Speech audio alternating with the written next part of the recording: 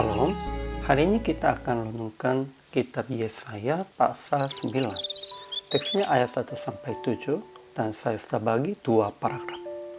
Paragraf yang pertama ayat 1-5. Bangsa yang berjalan di dalam kegelapan telah melihat terang yang besar. Mereka yang diam di negeri kekelaman, atasnya terang telah bersinar. Paragraf yang kedua ayat 6-7. Seorang anak telah lahir untuk kita. Seorang putra telah diberikan untuk kita. Lambang pemerintahan ada di atas baunya, dan namanya disebutkan orang penasihat ajaib, Allah yang perkasa, Bapa yang kekal, Raja damai. Kesimpulannya, mereka yang berjalan di dalam kegelapan, yang diam di negeri kekelaman itu, melihat terang pengharapan untuk dipulihkan. Tuhan membebaskan mereka dari kuk, gandar, dan tongkat si penindas. Kemudian, setiap sepatu dan jubah tentara akan menjadi umpan api untuk kebebasan mereka. Kemudian seorang anak yang telah lahir untuk kebebasan itu akan disebutkan dengan 4 nama. Penasihat ajaib, Allah yang perkasa, Bapa yang kekal, Raja damai. Dia akan mendasarkan dan mengokohkan kerajaannya dengan keadilan dan kebenaran. Ajaran tentang Allah. Pertama, Tuhan telah menimbulkan banyak sorak-sorak dan sukacita yang besar. Mereka telah bersukacita di hadapannya seperti sukacita di waktu panen, seperti orang bersorak-sorak di waktu membagi-bagi jalan. Kedua, ia telah patahkan kuk yang menekannya dan gandar yang di atas bahunya serta tongkat si penindas.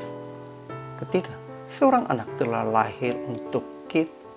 Lambang pemerintahan ada di atas bahunya, dan namanya disebutkan orang penasihat ajaib, Allah yang perkasa, Bapa yang kekal, Raja damai. Itulah Yesus Kristus, Mesias. Keempat, Tuhan semesta alam akan melakukan hal ini. Ajaran tentang manusianya. Pertama, bangsa yang berjalan di dalam kegelapan telah melihat terang yang besar.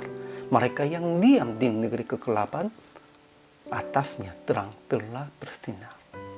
Kedua, setiap sepatu tentara dan berderap-derap dan setiap jubah yang berlumuran darah akan menjadi umpan api.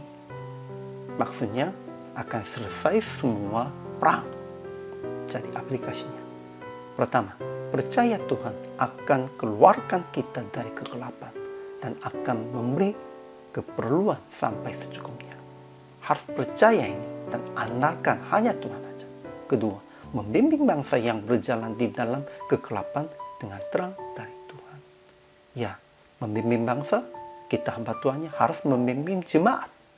Ketiga, menghabiskan pertengkaran dan mendamaikan di dalam Raja damai.